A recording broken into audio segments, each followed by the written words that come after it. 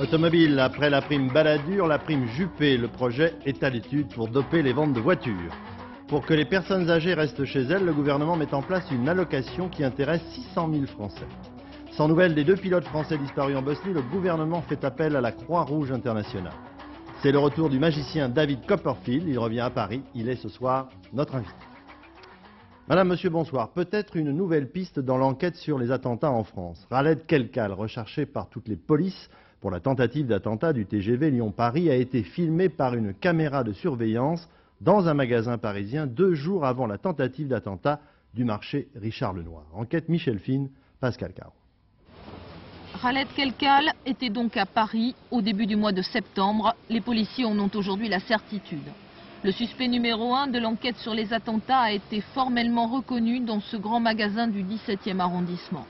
Pendant plusieurs minutes, il a été filmé par ses caméras en plan large, mais aussi en gros plan. L'enregistrement vidéo est aujourd'hui entre les mains des policiers. Les employés du grand magasin ont été attirés par le comportement apparemment peu discret de ce jeune homme d'origine maghrébine. Khaled Kelkal s'est d'abord dirigé vers le rayon quincaillerie du magasin. Là, il a acheté des clous de charpentier, des clous du même type que ceux que l'on a retrouvés sur les lieux des différents attentats. Ensuite, il est allé à quelques mètres de là au rayon ménager où il a acheté des flûtes à champagne. Quel était l'événement que voulait fêter ce jour-là Khaled Kelkal? En compagnie de qui? Les enquêteurs l'ignorent encore. Mais ils ont fait un rapprochement. 2 jours après le passage de Khaled Kelkal dans le magasin, une cocotte minute remplie d'explosifs, d'écrous et de clous faisait long feu sur le marché du boulevard Richard Lenoir à Paris, dans le 11e arrondissement. M. Jacques Chirac a décidé demain de se rendre à la frontière franco-belge. Il doit là-bas inspecter le dispositif renforcé à nos frontières.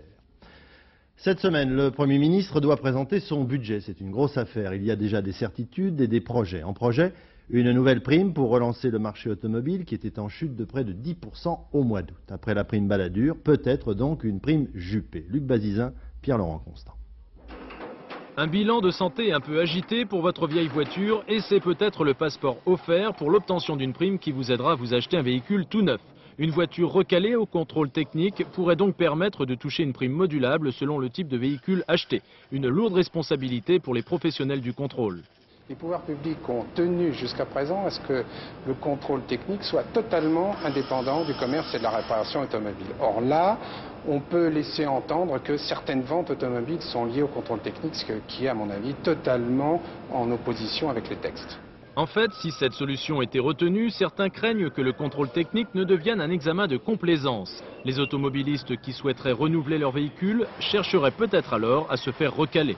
Sur le principe, je suis tout à fait d'accord, parce que les voitures sont chères, d'une part. Si on peut échapper à une sorte d'impôt en étant aidé par l'État, je trouve ça très bien. Ma voiture n'est pas recalée, elle a plus de 20 ans. Je vois pas pourquoi j'achèterais une voiture neuve pour la prime Juppé. Une prime Juppé qui n'existe pas encore et pour cause, d'autres pistes sont étudiées comme un crédit automobile à taux réduit ou l'encouragement des formules de location longue durée avec option d'achat. On ne sait pas exactement quelles vont être les conditions. Donc on est dans l'attente et puis on espère qu'il va y avoir quelque chose pour dynamiser un petit peu le marché. Sur 10 millions de véhicules contrôlés chaque année en France, 2 millions sont déclarés non conformes au code de la route. Après les projets, parmi les certitudes annoncées aujourd'hui par M. Juppé lui-même, une aide financière qui concerne au moins 600 000 personnes âgées en France. Il s'agit en fait d'une allocation leur permettant de rester le plus longtemps possible à leur domicile. Laurent Bailly, France Vaillant. Je suis très contente d'être chez moi. Parce que à l'hôpital, je suis allée plusieurs fois, 8 ou 9 fois, depuis la mort de mon mari en 86. Et j'apprécie absolument d'être aidée et de pouvoir rester à la maison. Très invalide, atteinte de la maladie de Parkinson, Charlotte Debouche perçoit la prestation autonomie qui existe déjà dans son département à titre expérimental. 4 300 francs, c'est exactement le montant maximum de cette aide qui sera généralisée l'an prochain et attribuée en fonction des ressources et du degré de dépendance. Pour y avoir accès, les personnes dépendantes doivent avoir plus de 60 ans et disposer de moins de 9 250 francs nets par mois. C'est grâce à cette allocation que Charlotte paye une aide ménagère qui l'assiste tous les jours. Elle fait les courses, elle fait le manger, elle fait le ménage, elle me prépare mes repas pour le soir. Elle fait absolument tout ce qu'elle peut avec beaucoup de gentillesse. Je travaille alors 5 jours par semaine, donc ça fait 10 heures par semaine. Voilà.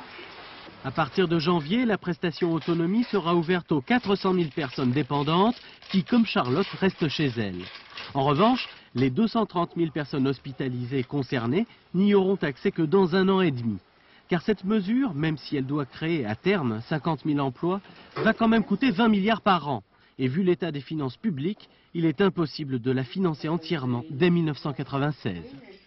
Et ce soir, le Parti socialiste estime qu'il s'agit là d'une décision positive, mais regrette sa limitation aux personnes résidant à domicile. Il estime qu'on pourrait l'étendre à ceux qui sont dans des établissements. C'est en visitant une maison de retraite au Puy-en-Velay, en Haute-Loire, que M. Juppé a annoncé cette allocation aux personnes âgées. Il a également déclaré qu'il n'était pas du tout inquiet sur le plan politique. Pour lui, il n'y a pas de désaveu ni de déception, pas plus de recul pour la majorité qui est en passe de remporter une dizaine d'élections législatives partielles. M. Juppé a ajouté par ailleurs qu'il fallait réformer le système fiscal français, trop pénalisant pour l'emploi. Cela dit, des réductions d'impôts significatives ne sont pas possibles dans l'immédiat. M. Juppé. Pour réduire le déficit, il faut tailler dans les dépenses. C'est ce que je ferai. Alors on m'y incite. Quand les choses seront connues, j'aurai peut-être moins de succès, parce que c'est jamais très agréable de tailler dans les dépenses, mais je le ferai. Et puis enfin, je le dis ici, avec la sincérité que j'essaye de mettre dans mon discours politique, nous n'avons pas la possibilité, dans les 2 ou 3 ans qui viennent, de réduire fortement les impôts. Il faudra réformer le système fiscal pour qu'il soit plus juste et plus efficace, qu'il pénalise moins l'emploi, et j'ai des idées là-dessus précises auxquelles nous travaillons, mais globalement, nous ne pourrons pas alléger massivement le prélèvement tant que nous n'aurons pas remis de l'ordre dans nos affaires. 4000 spécialistes des problèmes de stérilité sont réunis à Montpellier en ce moment. Ils font le point sur les différentes techniques de fécondation artificielle qui sont en augmentation. Cela dit, malgré les progrès, le parcours des couples stériles reste long et difficile. Jean-Daniel Flézaquier, Marc Maisonneuve. 3 ans. Cela fait 3 ans que Sylvie et Nicolas voudraient bien choyer un enfant. Mais Nicolas a un problème de stérilité et dans son milieu sportif, c'est une réalité qui est dure à assumer. C'est vrai que ce n'est pas très facile à vivre par rapport aux collègues qui souvent ont des enfants et qui vous posent la question « alors toi, quand est-ce que tu en fais un ?» Pour tenter de vaincre cette stérilité, il faut traiter les 2 partenaires du couple. Et pour Sylvie, la course d'obstacles est parfois dure, trop dure même. Ça arrive au crack. C'est-à-dire, ne serait-ce que si on vous annonce pas une bonne nouvelle, une fois qu'on a fait, les prélèvements ont été faits aussi bien chez l'homme que chez la femme, et il y a 24 heures d'angoisse, parce que ça se résout à une parole. Oui, ça a marché, oui, vous revenez demain pour faire l'implantation, et de là, après, ça marche ou ça marche pas. Et ces 24 heures paraissent énormes dans la mesure où on est suspendu vraiment à la réponse du laboratoire. 4 ans d'attente, 4 échecs, et enfin Antoine est venu. Né il y a 2 ans d'une fécondation in vitro, l'ovule et le spermatozoïde qui se rencontrent au laboratoire. Pour ses parents, le pire s'est effacé le jour où ils ont su que cet embryon, conçu en éprouvette, allait devenir un vrai petit homme. C'est quelque chose de très fort au fond de soi-même, parce qu'on s'était dit que on ne pensait pas pouvoir avoir cet enfant de cette manière, on n'y croyait pas, quoi. On pensait que ça arrivait qu'aux autres. Et en fait, on ressent une grande joie, c'est indescriptible. Je crois que dans la tête, quand on sent qu'on a espoir en quelque chose, eh bien, il y a quelque chose là-dedans magique qui fait que on y arrive facilement. Les spécialistes français de la fécondation artificielle constatent que nombre de fécondations in vitro concernent des femmes de plus de 35 ans. Des femmes qui ont laissé filer les jeunes années, celles où elles étaient le plus fécondes. C'est dû à plusieurs phénomènes. Bien sûr, il y a les superwomen qui font carrière, ont leurs enfants après, mais il y a beaucoup de secondes unions avec des partenaires souvent plus jeunes. Il y a bien sûr la meilleure maîtrise de la contraception, et puis il y a toutes les femmes du baby-boom d'après la Deuxième Guerre mondiale qui arrivent à la quarantaine et qui souvent veulent un enfant maintenant. Dans un mois, il y aura un enfant de plus chez les Elio. Garçon ou fille, Viviane ne veut pas savoir. Il faut, dit-elle, savoir garder un peu de mystère à la grossesse. Un procès qui reflète bien la tension actuelle dans les banlieues. Les faits remontent à 1992. Un policier abat un adolescent de 14 ans surpris en train de voler dans une cave. Légitime défense pour les avocats du policier, meurtre pur et simple pour la partie civile. Dominique Verdeillan, Gilles Deblair. Pour la mère de Thibault, rien n'explique, rien ne justifie l'acte du policier Antoine Belmonte. Un policier aujourd'hui en poste à Chartres. Il ne porte plus d'armes car il est chargé de recevoir les plaintes des justiciables. Un policier bien noté par sa hiérarchie, sérieux, équilibré, consciencieux. Un policier qui maintient sa version. Le 27 janvier 92, dit-il, nous sommes intervenus dans un immeuble à Argenteuil. 12 caves venaient d'être cambriolées. Nous étions en situation rouge, celle où l'arme doit être dégainée. J'ai eu peur, j'ai reçu un gaz lacrymogène, j'ai trébuché, j'ai dû me crisper sur la détente, le coup est parti tout seul. Thibault, 13 ans, est atteint en pleine poitrine. Une version sensiblement contredite par les experts en balistique. De son côté, la partie civile note qu'aucune sommation n'a été faite. Pour la mère de Thibault, la thèse du coup de feu accidentel ne tient pas. Je pense qu'il y aura quand même de la prison avec sursis. Prison ferme, j'en sais rien, mais... Non, parce qu'il a commis un acte quand même grave, il a tué un enfant, donc... Mais cette audience aura été aussi l'occasion d'appréhender un peu mieux le travail des différents services de police lors de la procédure. Aussi, l'avocat général dénonce avec fermeté la méfiance de l'IGS, la police des polices, vis-à-vis de la justice. Ce qui vaut de la part du président de la cour d'assises ce commentaire: il y a dans ce dossier autant de négligence que de caves cambriolées. L'actualité internationale en Bosnie, alors que le calme règne à Sarajevo depuis plus de 3 jours maintenant, dans le reste du pays, Croates et musulmans bosniaques en profitent pour poursuivre leur offensive destinée à dégager plusieurs villes assiégées par les Serbes. Laurent Boussier. Souriants, les soldats bosniaques. Autour du canon qu'ils ont fait aux Serbes, ceux-là savourent leur victoire. Ils savourent surtout l'incroyable réussite de l'offensive qu'ils mènent depuis 8 jours avec leurs alliés croates. Route stratégique, voie de communication, vallées entières. Depuis qu'ils ont enfoncé la première ligne de défense serbe la semaine dernière, rien ne semble pouvoir les arrêter. Des avancées de plusieurs dizaines de kilomètres par jour qui ont permis aux troupes de Sarajevo de récupérer des chars et des tonnes de munitions. On ne compte plus les villages et les villes de Bosnie centrale tombés entre leurs mains. En tout, près de 4000 km² qui en quelques jours ont été repris aux Serbes. Ce soir, le front ne serait qu'à une 50aine de kilomètres de Banja Luka, la dernière grande ville de Bosnie centrale tenue par les Serbes. Une avancée qui évidemment a jeté sur les routes des milliers de nouveaux réfugiés. Autour de Banja Luka justement, des convois de plusieurs centaines de véhicules étaient comptabilisés. Pourtant, l'armée serbe de Bosnie ne paraît pas être en déroute. Et même s'ils n'ont pas encore eu le temps de réorganiser leur système de communication détruit par les avions de l'OTAN, les Serbes renforcent leur défense autour de Banja Luka. Nous avons quitté nos positions pour éviter une catastrophe militaire et sauver nos forces pour continuer la lutte. Aujourd'hui, Croates et musulmans contrôlent 50% de la Bosnie. C'est à peu près ce que leur accordent les différents plans de paix proposés par les Occidentaux. Et pour une fois, Sarajevo, qui n'a jamais été aussi calme depuis plusieurs mois, ressemble à une ville normale. Et ce soir, le secrétaire général des Nations Unies, M. Boutros-Ghali, indique que, quels que soient les résultats des efforts diplomatiques en cours, réussite ou échec, les forces militaires des Nations Unies doivent se désengager de Bosnie. Comme le vient de le dire Laurent Boussier, finalement en Bosnie, aujourd'hui, le seul havre de paix provisoire, c'est la capitale Sarajevo. 48 heures après la reprise du pont aérien, la ville est à nouveau ravitaillée et s'anime. Dorothée Lyrique, Laurent Amida. Quelques sacs de sable, quelques photos de mode, une boutique à Sarajevo presque comme n'importe quelle autre. Mais à l'intérieur, plus rien ne rappelle la guerre. Ici, ce sont les couleurs de l'Europe. Coup de pub de Benetton, il fallait oser ouvrir un magasin à Sarajevo. On est surpris, on a vendu énormément d'articles en une semaine, et pourtant je sais que les gens ici n'ont pas d'argent et que c'est un énorme sacrifice pour eux.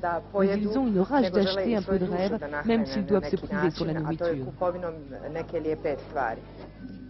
Depuis une semaine, le tout Sarajevo se presse ici par curiosité. Les prix sont les mêmes qu'en France, une paire de chaussures vaut 400 francs, mais ici 400 francs c'est le salaire moyen en temps de guerre. J'aime tellement ça. Pour moi, c'est la nourriture de l'âme. Et on a tellement envie d'être belle.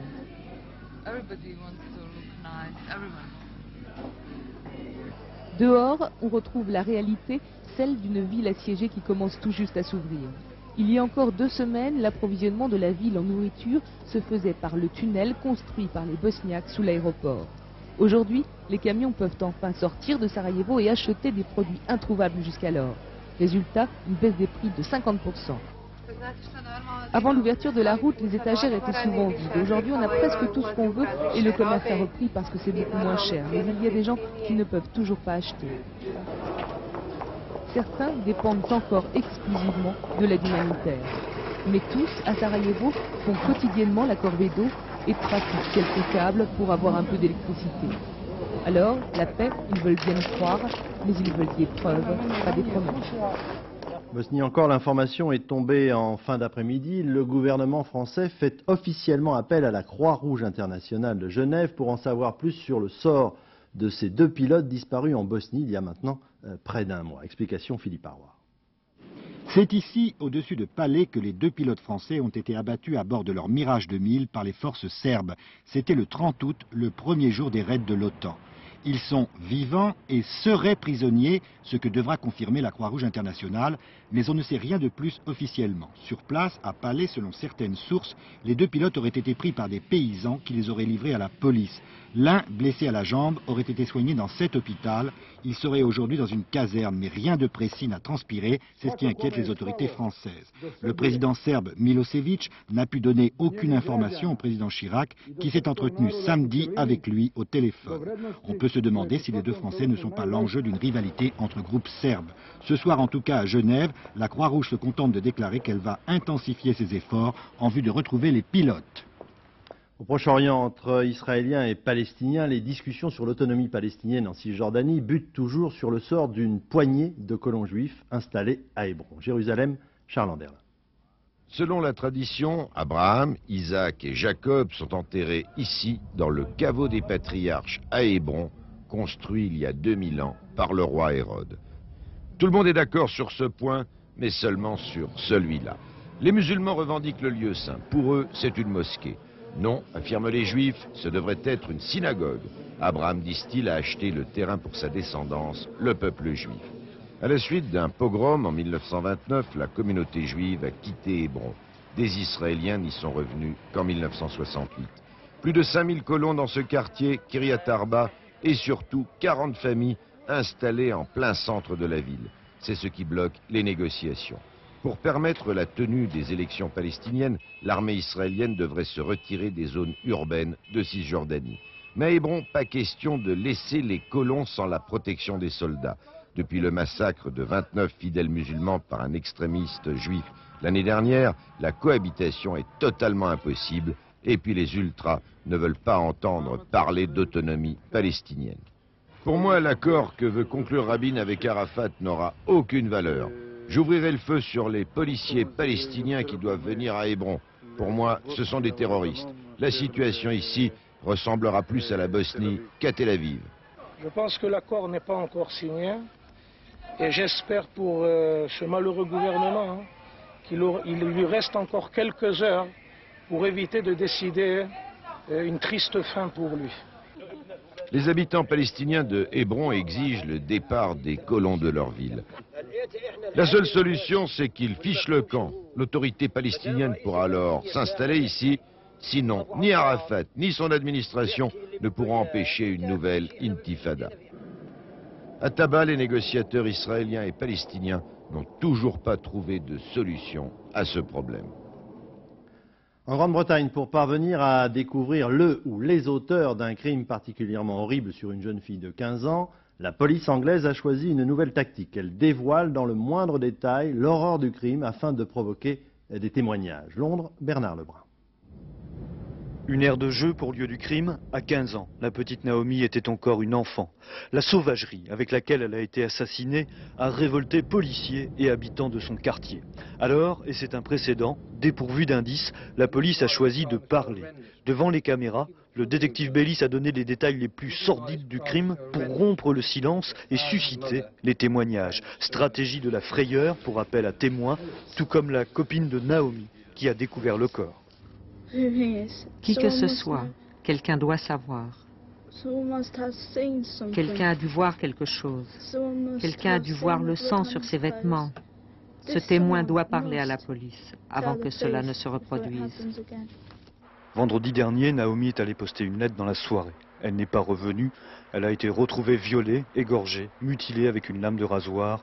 L'horreur absolue et incompréhensible.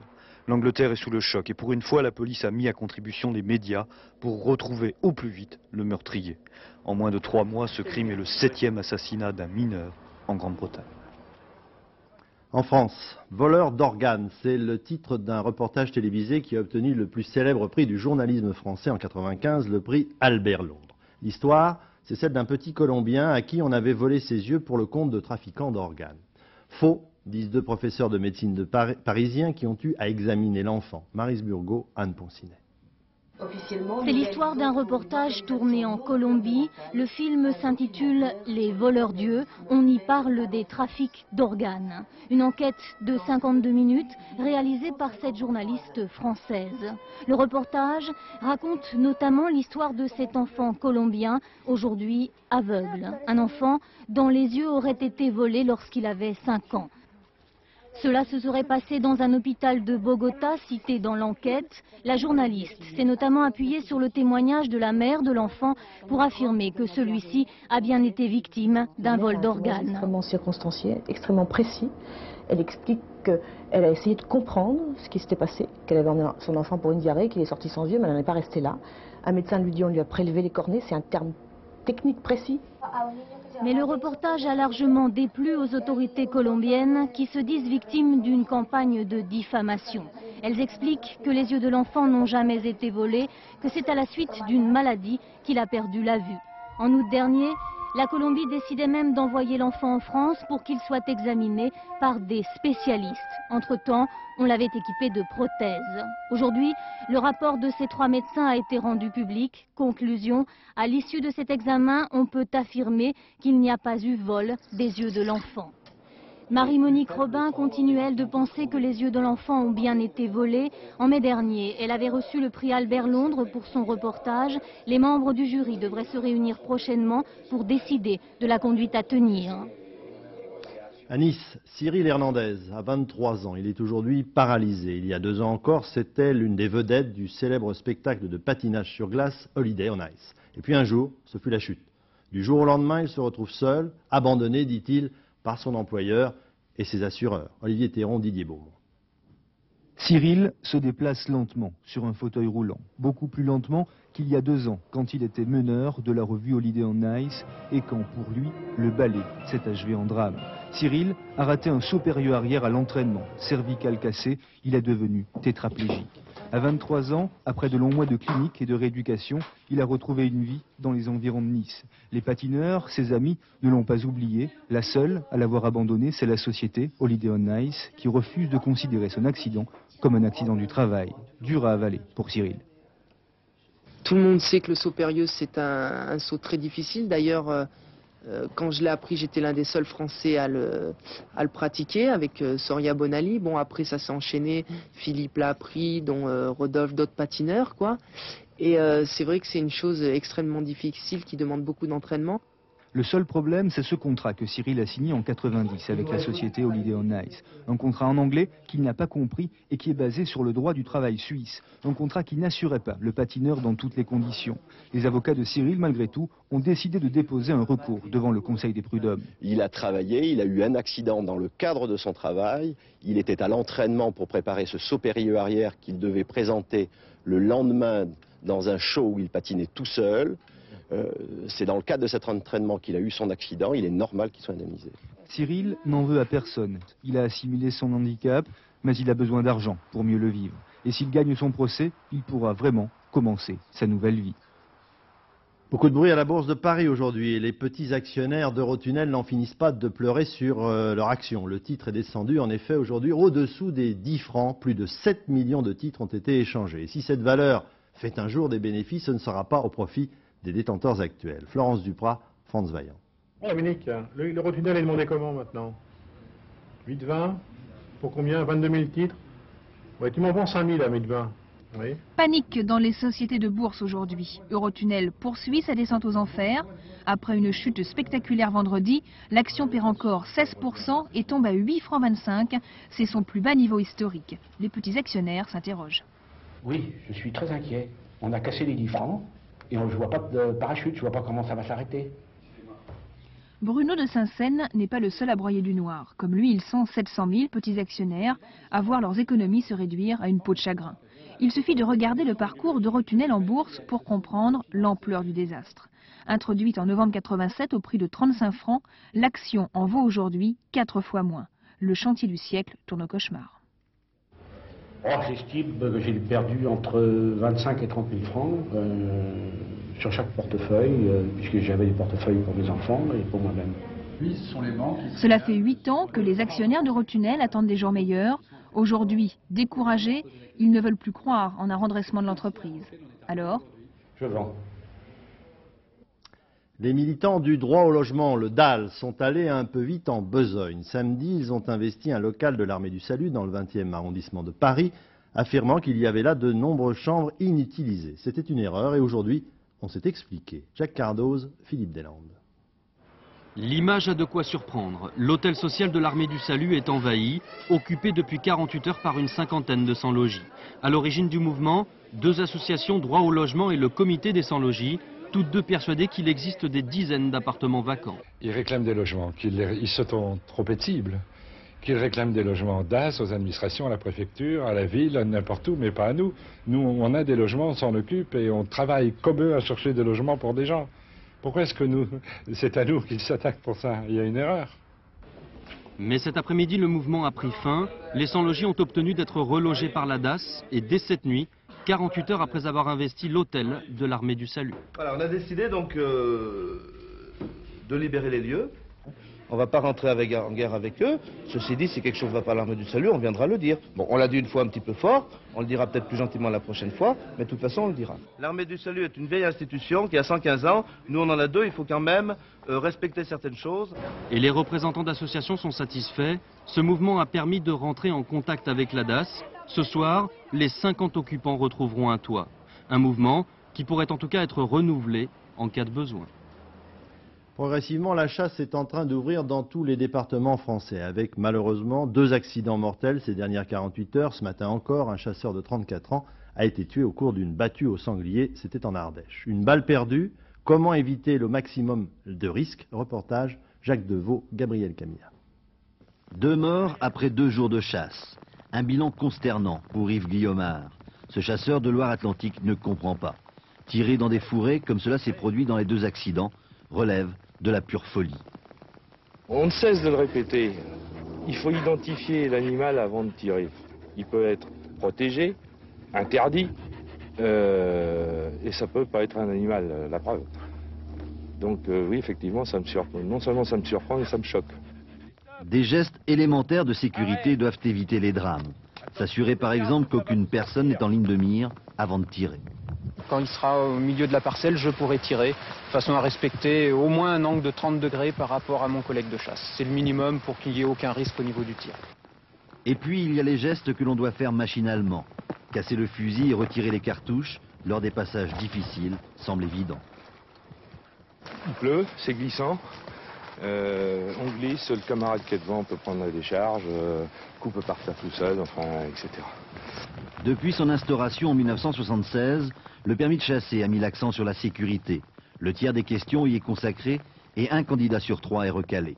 Pourtant, chaque automne apporte son lot d'accidents, marginal selon les chasseurs, mais qui font du tort à une pratique déjà très décriée. Une chance extraordinaire pour un jeune joueur de football de Cannes, Patrick Vieira. Il a 19 ans. Il s'apprête à signer un contrat, dit-on, avec le Milan AC pour 30 millions de francs. C'est du jamais vu dans le football français. Aujourd'hui à Paris, ce sont d'autres vedettes du football qui ont décidé de créer un syndicat. À leur tête, Maradona, Eric Cantona. Reportage Yann Lavoie, Pascal Pueyo. Lorsqu'ils ont un petit sourire en coin et qu'ils bombent le torse devant un parterre de journalistes internationaux, c'est qu'ils sont sûrs de leur coup. À leur côté, 12 autres joueurs, 12 autres stars, 11 nationalités. Pelé Gana via l'Italie, Prodome le Belge et Zola l'Italien, Weah du Liberia, Rai du Brésil, sont venus nous dire « Nous tous, joueurs de foot professionnels, annonçons la création d'un syndicat international. Et tout le monde se lève pour Diego Armando Maradona, élu président à l'unanimité. L'objectif de cette association est de contrebalancer le pouvoir de la Fédération internationale. Le jeu appartient aux joueurs et les joueurs veulent participer à tout ce qui se prépare dans le foot. Et nous, ce qu'on demande, c'est qu'il y ait un dialogue, c'est que chaque fois qu'il y ait une nouvelle règle qui sorte, chaque fois qu'il y ait une nouvelle décision qui est importante pour tout le monde, pour le spectacle, pour nos joueurs, pour les spectateurs, pour nos familles, pour vous, ça passe par nous. Bref, Joao Avalanche, président de la FIFA, peut se préparer à de futurs combats, quoi qu'ils en disent. Et ce qu'on veut faire, c'est aider le football. C'est pas bagarrer, c'est pas de faire la polémique. On veut aider le football, aider les joueurs qui ont des difficultés. Bien sûr, Maradona et Cantona à la tête d'un syndicat des joueurs professionnels, cela peut faire sourire puisqu'ils sont tous les deux encore suspendus de toute compétition jusqu'à la fin septembre.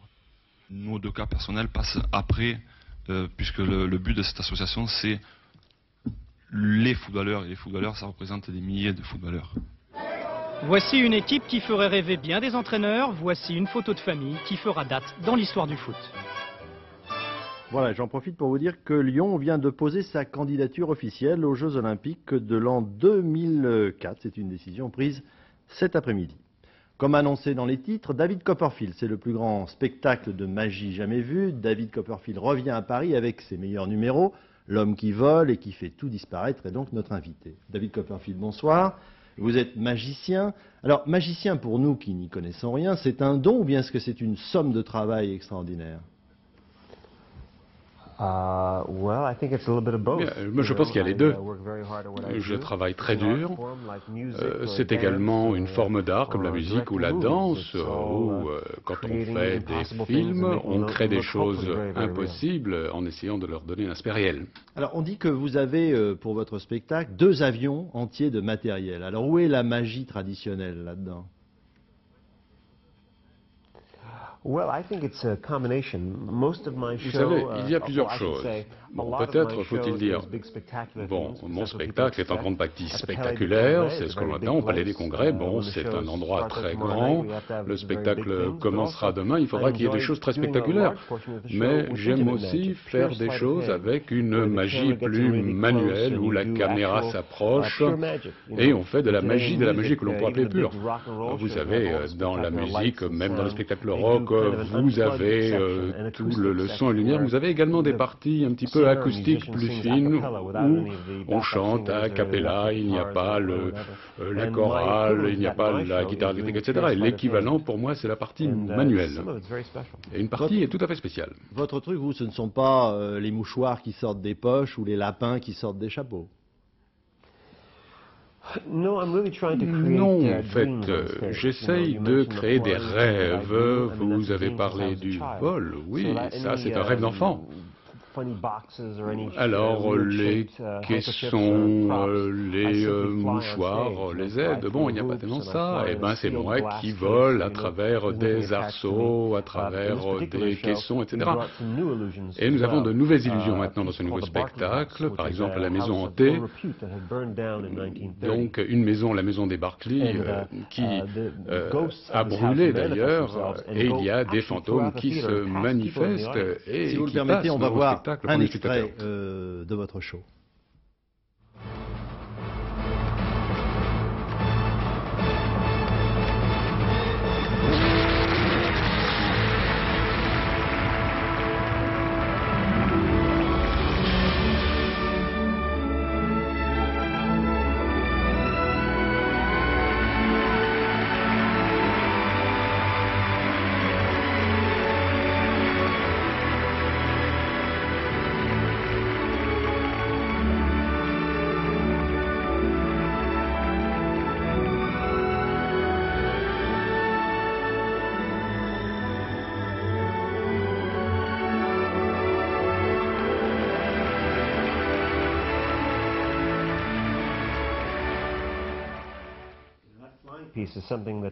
Voilà, en fait, je peux même prendre une jeune fille parmi les spectateurs, c'est quelque chose qu'on a fait la dernière fois.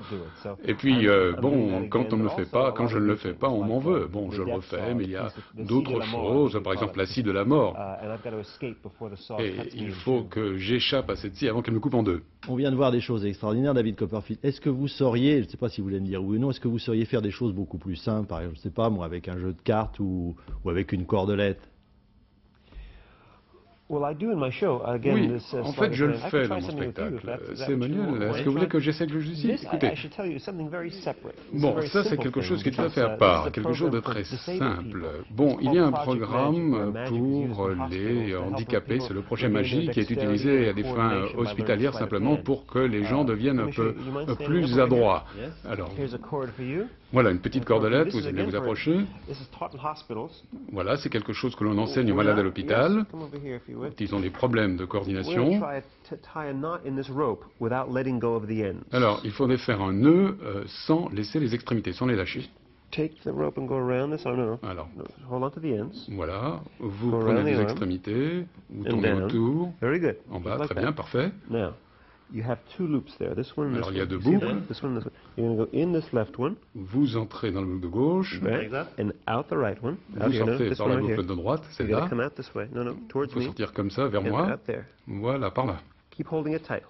Alors, tenez bien l'extrémité, ne la lâchez pas. Voilà, vous passez par là. Parfait. Voilà, voilà l'allure. Regardez-moi. Et vous pouvez voir, vous avez un nœud. Faites la même chose. Ne lâchez pas. Laissez glisser. Tiens, il n'y a rien. Allez, on va réessayer. Bon, je défais le nœud. C'est fait à l'hôpital, pour aider à améliorer la coordination et la dextérité des gens.